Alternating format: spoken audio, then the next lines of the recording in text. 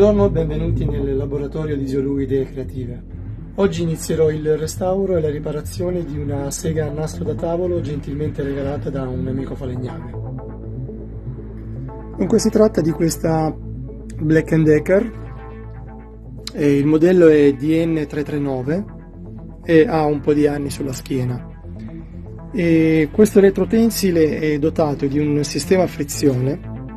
Qui questa puleggia ha una molla.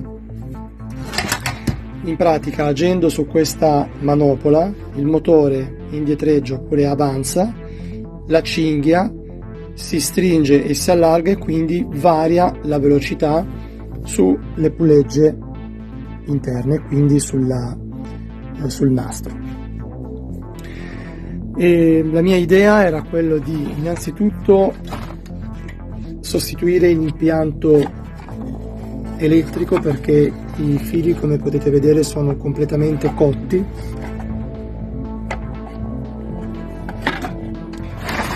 e dopodiché dargli una bella pulita, una smerigliata, vorrei cambiargli il colore e soprattutto, cosa importantissima, c'è il motore rumoroso. Adesso ve lo faccio sentire. Ci sono sicuramente i cuscinetti a sfera da sostituire all'interno. Inizia la fase di smontaggio, tolgo i due volantini che bloccano la base di lavoro.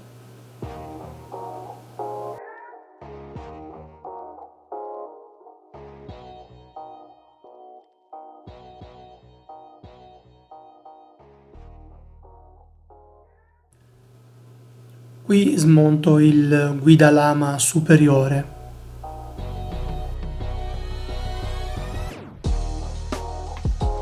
Qui utilizzo la pinza per anelli elastici Siger, che in pratica bloccano le pulegge. Qui sto smontando il gruppo tendilama.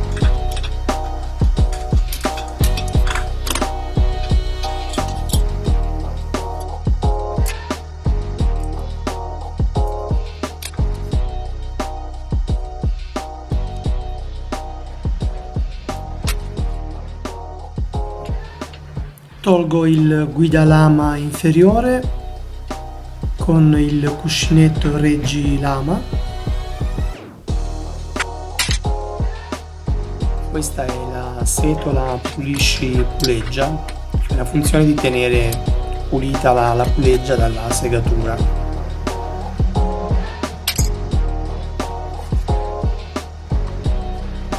Estraggo l'altra puleggia con l'anello Sige.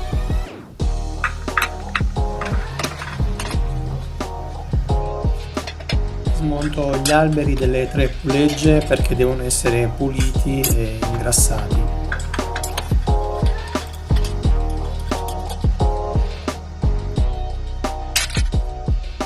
Estraggo il motore tenuto da un perno in alto che lo fa basculare e un perno in basso che gli fa da guida. Vi posso garantire che anche togliere questo interruttore qui è stata un'impresa, perché ha queste alette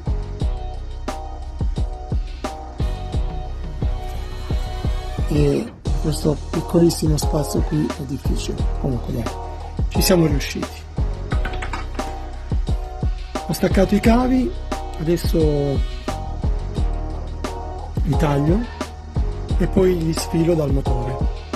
Ho staccato il condensatore dai cavi, ho sfilato i cavi e adesso non mi rimane che smontare questi 4 dadi e quindi aprire il motore, pulirlo e cambiare i cuscinetti interni e anche i cablaggi perché sono completamente cotti.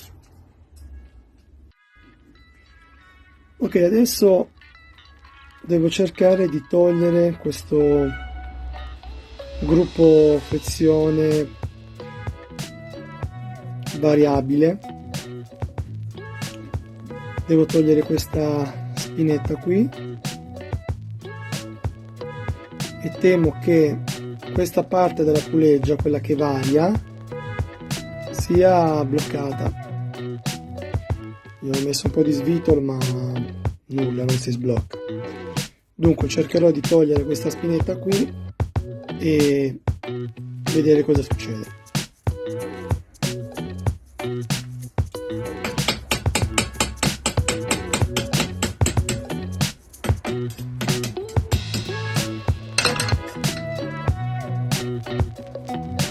Ok.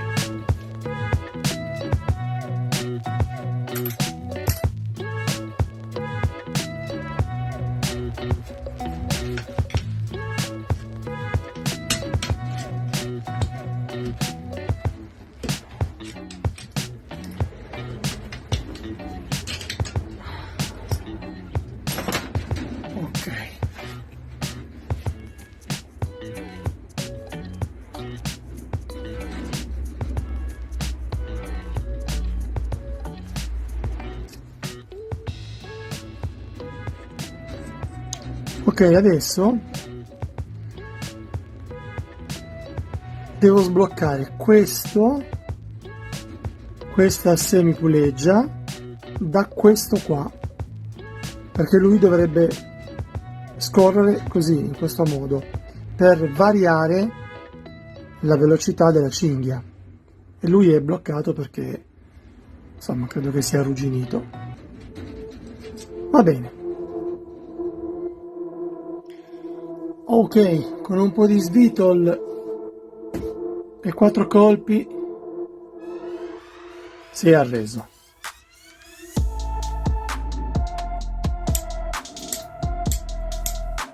Dopo aver tolto le viti, estraggo lo scudo posteriore per avere accesso al cuscinetto posteriore del rotore con albero.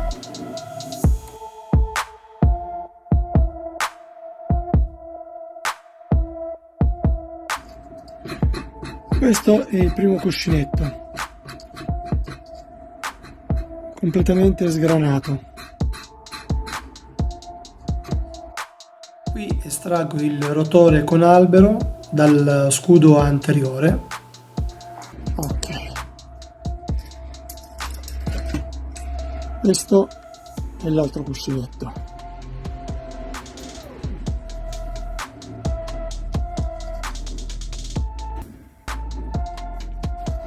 Questo è quello poi per pezzi, va bene. Ok, qui la situazione dei cavi è veramente critica. Adesso provo a togliere questa guaina termorestringente, poi credo che toglierò la parte interna e dovrò andare a collegare dei cavi proprio lì sugli avvolgimenti.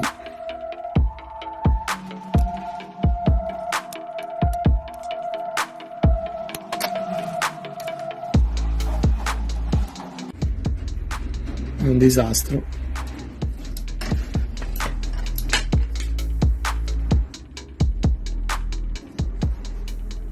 Devo provare a togliere questo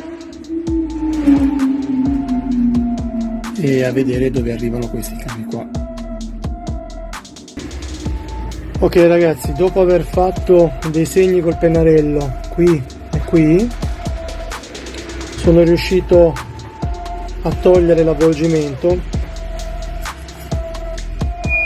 e quindi adesso devo provare a tagliare questi cavi e a saldarne di nuovi proprio lì in questa posizione qua.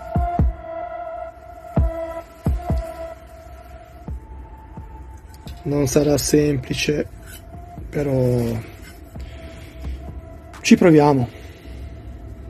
Ritrovati i 3 cavi marrone, grigio e rosso, vado a saldarli nei corrispettivi cavi grigio, rosso e marrone.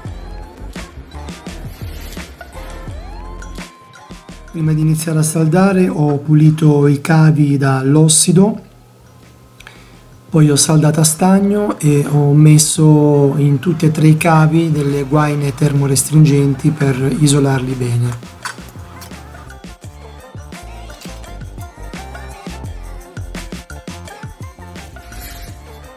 Ok, spero di aver fatto bene. Ok, mettiamo anche una guaina termorestringente qua per proteggere i 3 cavi.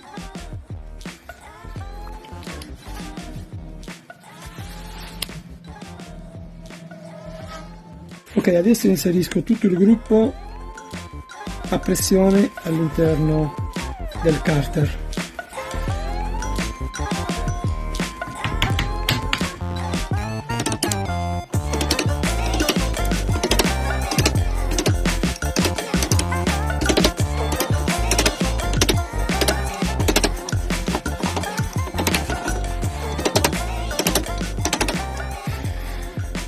Ok, questo è stato inserito,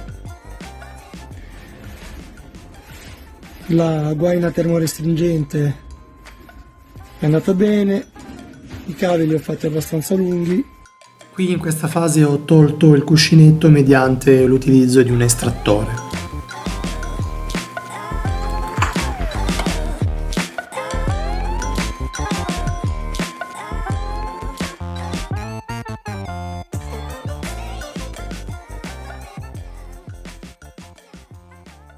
Arrivati i 2 cuscinetti nuovi, inizio con l'inserimento del primo nello scudo posteriore, metto un po' di olio in ambo le parti e utilizzo un pezzo di legno, un martello, per metterlo nella sua sede a pressione.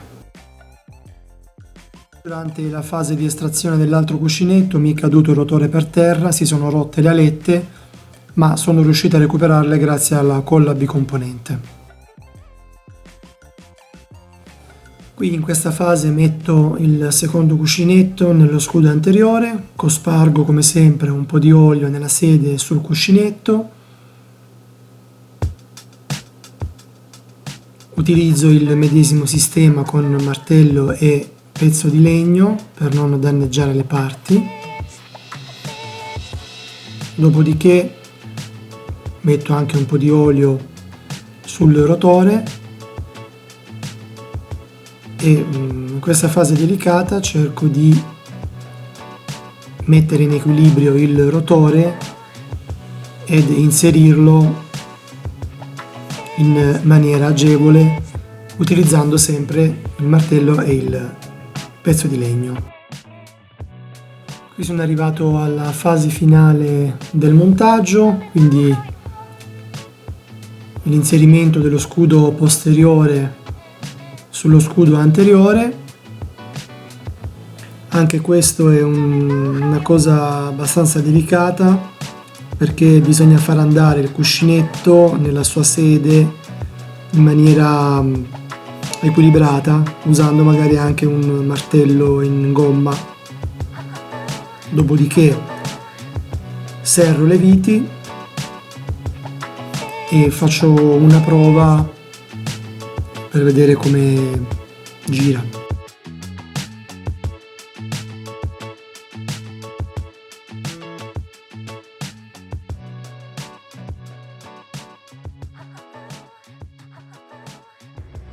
Bene, adesso devo cominciare a pulire un po' di parti, soprattutto questo gruppo frizione, poi lo monto e poi dopo vorrei dare una verniciata di nero al motore.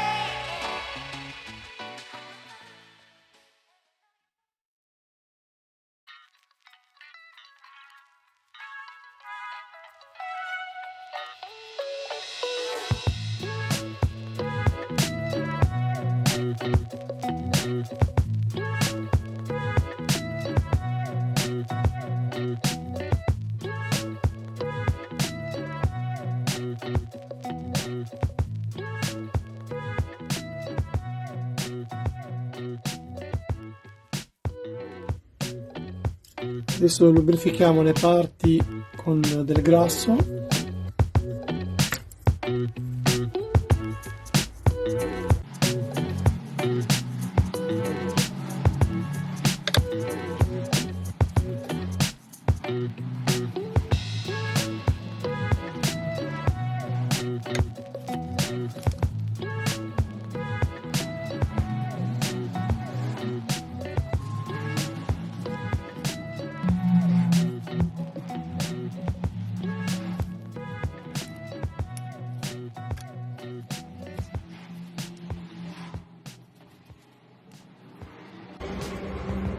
Ok, adesso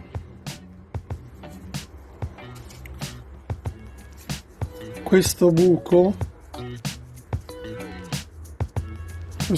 qui deve combaciare con questo buco qui. Bisogna mettere questa spinetta. Per facilitare l'inserimento mi aiuto con un cacciavite, lo inserisco dall'altra parte del buco.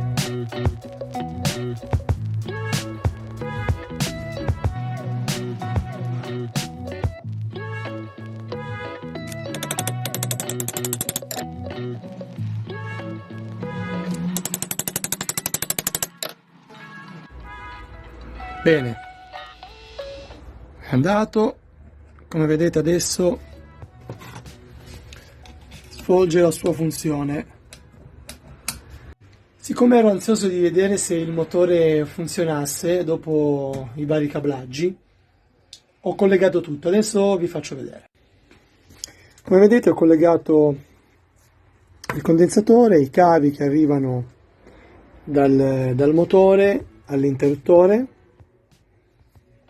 E adesso proviamo.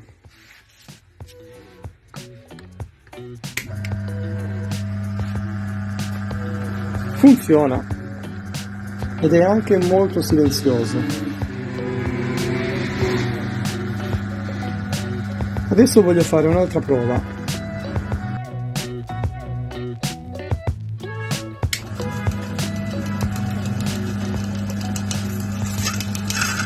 Ok. Era giusto per spiegarvi come funziona il variatore. Io adesso provo a tirare indietro.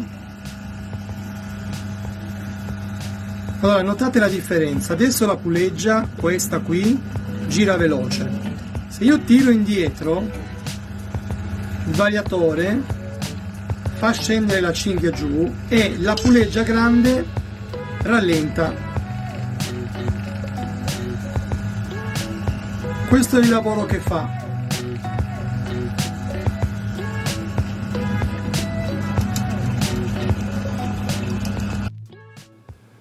In questa fase ho cercato di recuperare il più possibile la deformazione del pannello frontale. Probabilmente questa sega a nastro ha subito del calore molto forte e appunto ha creato questa deformazione della scocca. Ho provato con la pistola termica, scaldando bene le superfici,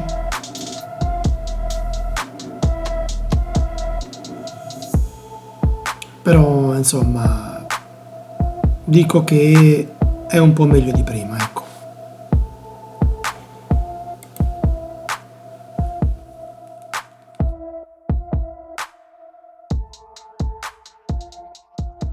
Qui siamo nella fase di pre-verniciatura, con una spazzola tolgo le parti più sporche.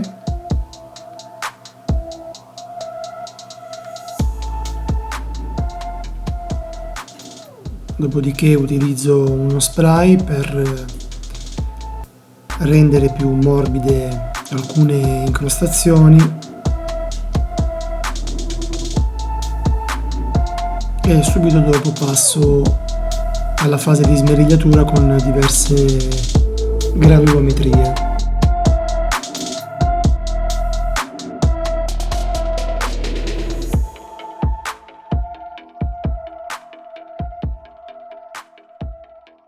Dopo aver pulito accuratamente la struttura, ho utilizzato un primer riempitivo di colore grigio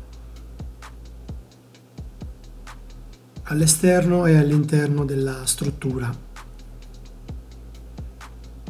Con questo riempitivo mi trovo bene perché va a colmare delle piccole schegge, dei piccoli vuoti, dei piccoli, diciamo, difetti sulla struttura.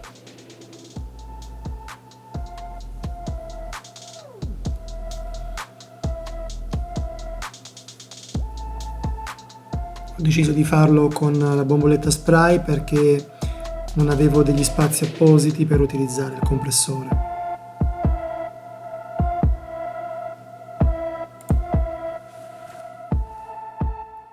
Mi sarebbe piaciuto fare la verniciatura a polvere, ma purtroppo non si può avere tutto dalla vita. Qui smeriglio il motore e subito dopo do il fondo riempitivo.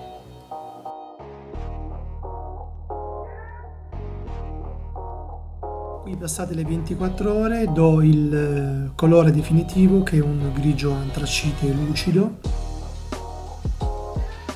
e sempre dopo 24 ore inizio la verniciatura definitiva della struttura con una tonalità di verde opaco.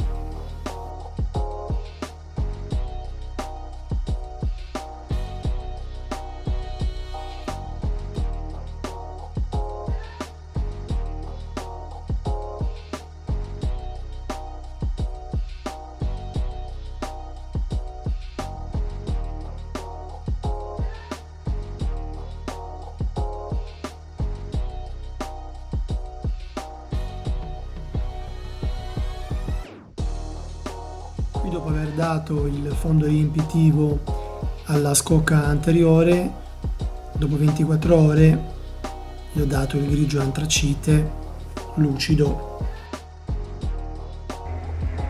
Bene, oggi finalmente si inizia la fase di montaggio. Giro la telecamera e vi faccio vedere. Bene, la struttura è pronta e mi piace. Il colore è un opaco, questo invece l'ho fatto grigio antracite. Qua ci sono tutti i pezzi da montare. Bene, dai, vado veloce. Siamo nella fase finale di montaggio, cerco di spiegarvi i nomi dei pezzi da montare. Questo è il tendilama con il suo volantino tendilama in alto, su cui poi si posizionerà una delle 3 pulegge.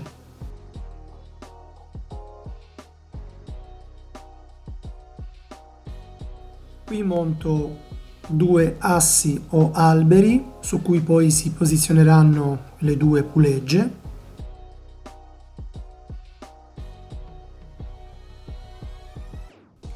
Qui sto montando il guida lama inferiore con il cuscinetto reggi lama. Questo è il guida lama superiore.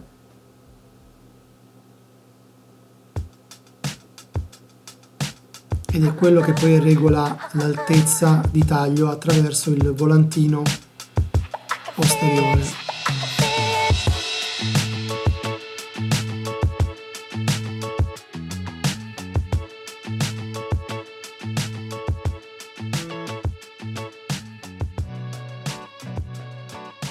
Questa è la setola che pulisce la puleggia dalla segatura che cade all'interno, che viene appunto trasportata dalla lama. Qui inizio a montare le pulegge, prima ingrasso bene le parti.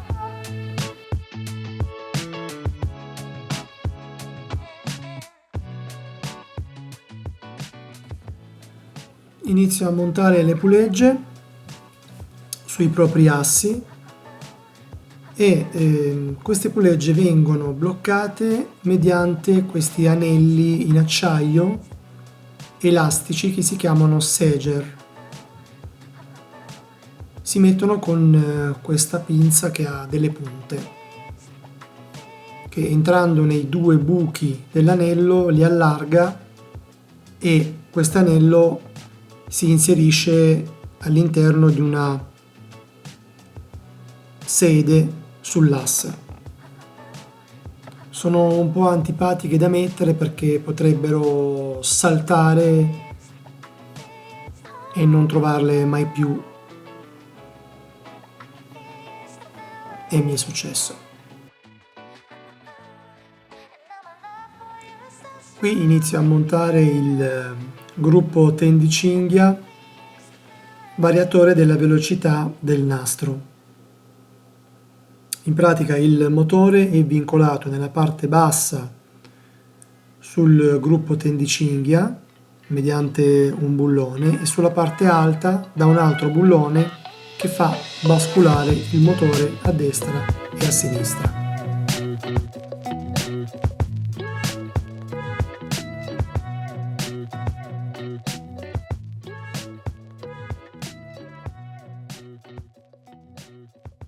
Finalmente inserisco la cinghia tra la puleggia motore e la puleggia di trascinamento del nastro. Tra l'altro è la cinghia originale in ottimissime condizioni. La punto e poi faccio girare per dare modo alla cinghia di entrare nella sua sede.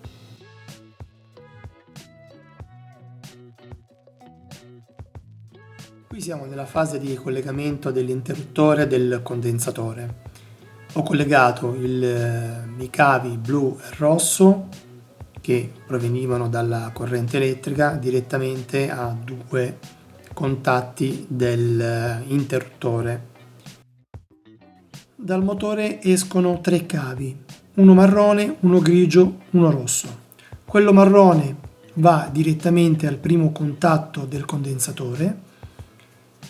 Il secondo contatto del condensatore prosegue con il cavo marrone e va collegato assieme al cavo grigio del motore in una delle 2 spinette dell'interruttore. L'ultimo cavo rimasto, quello rosso proveniente dal motore, va collegato direttamente all'interruttore a fianco del cavo grigio e marrone.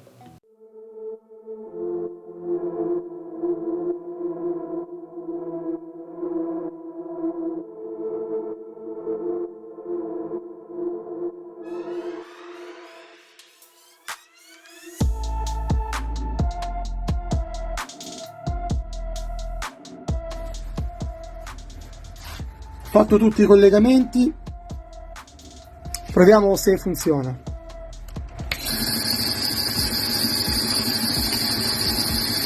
Perfetto, il motore va.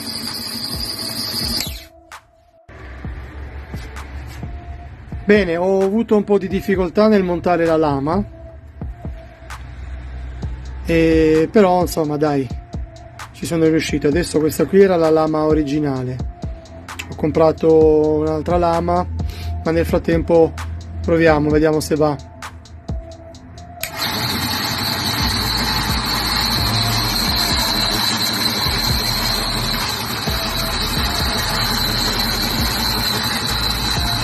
Ok, da qui controlliamo la tensione della lama, mentre dietro questo qua, questo dà il basculamento di questo volano qui per far avere equilibrio alla lama. Qui monto il piano di lavoro.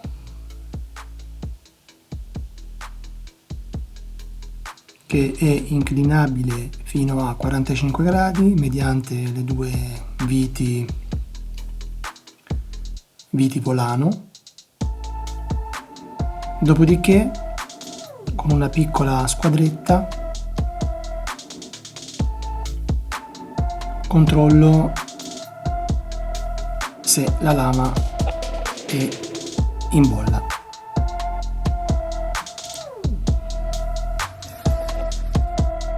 È arrivata la nuova lama, adesso smonto la vecchia e rimonto la nuova.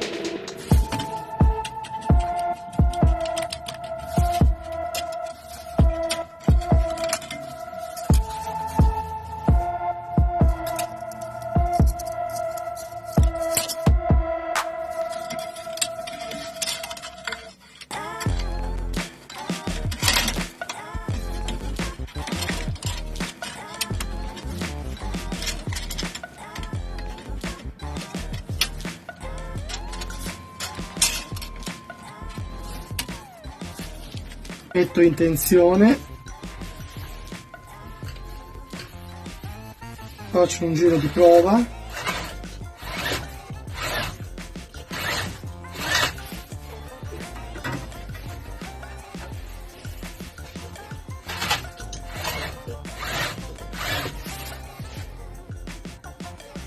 Vediamo se va.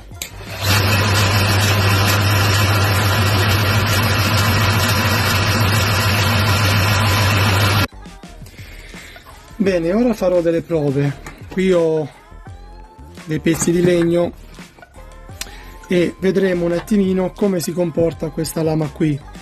Questa lama è una 1510 mm per 6 mm per 0,6 di Domodossola, che dovrebbe essere, credo, lo spessore della lama, ma ha i denti, cioè il passo tra un dente e l'altro è abbastanza lungo ed è stata creata per un taglio veloce, lungo vena, ma che però farà un taglio grezzo, e quindi poi dovrò comprare una lama con meno, cioè con più denti. Proviamo.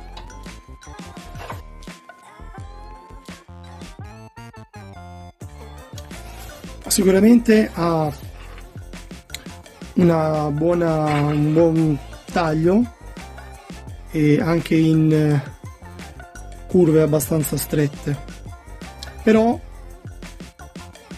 rende il taglio grezzo.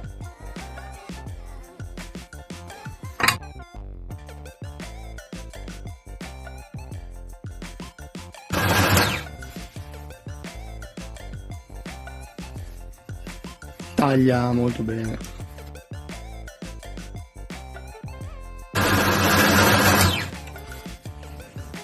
Va bene. Proviamo con questo legno, sia a lungovena che traverso vena.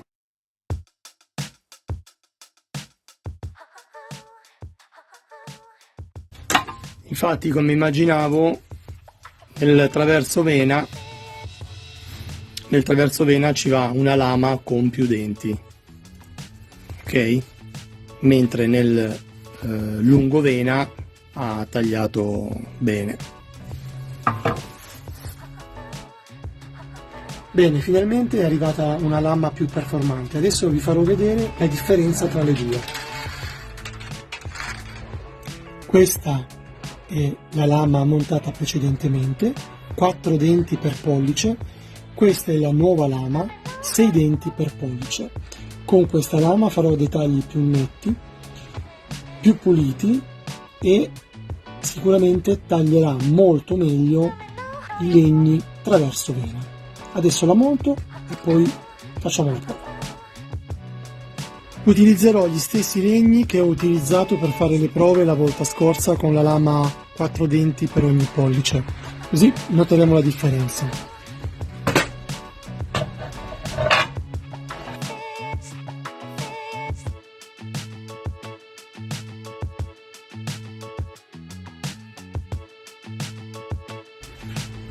Ok, questo è il nuovo taglio, più pulito.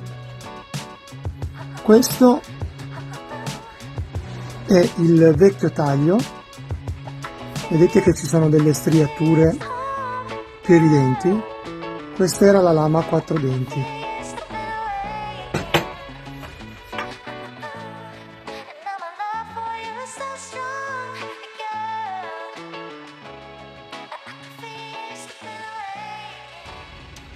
Questo è il nuovo taglio, più pulito. Questo è il vecchio taglio, con delle striature più evidenti.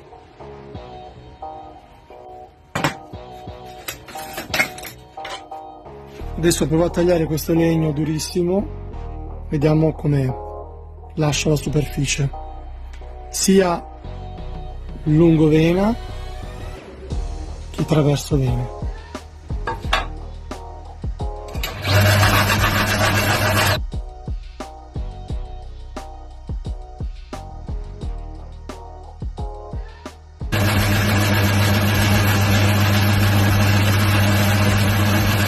Va bene.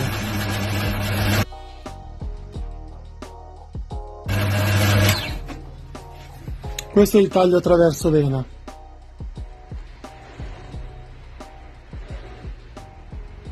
Direi che è rimasto abbastanza pulito. E comunque ha affrontato il taglio molto molto bene, senza impuntarsi. Ultima prova sul legno d'ulivo.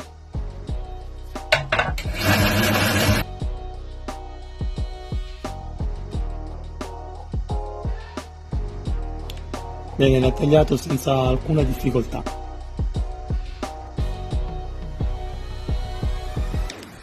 Ora spiego questo specchio. In pratica, agendo su questa manopola, vedete, se io agisco sulla manopola si muove questo punto di riferimento. Questo cosa vuol dire? Vuol dire che quando questo punto di riferimento arriva su 110 vuol dire che rallenta i giri. Rallentando i giri si possono montare delle lame con più denti per pollice e quindi fare dei tagli su legni più duri e su legni traverso vena. Mentre aumentando la velocità, facendolo andare su 220, si possono montare lame con meno denti per pollice. Il video è giunto al termine. Faccio le ultime considerazioni su questa splendida sega a nastro della Black & Decker. Per ripararla e restaurarla ho speso meno di 50 euro. Ho acquistato 3 cuscinetti sferici e 3 bombolette spray per la verniciatura. Se consideriamo che questa sega a nastro sarebbe stata da buttare via, credo di aver fatto un buon lavoro e di avergli dato la possibilità di una seconda vita. Se il video ti è piaciuto metti un like, iscriviti al canale e ci vediamo al prossimo lavoro. Ciao!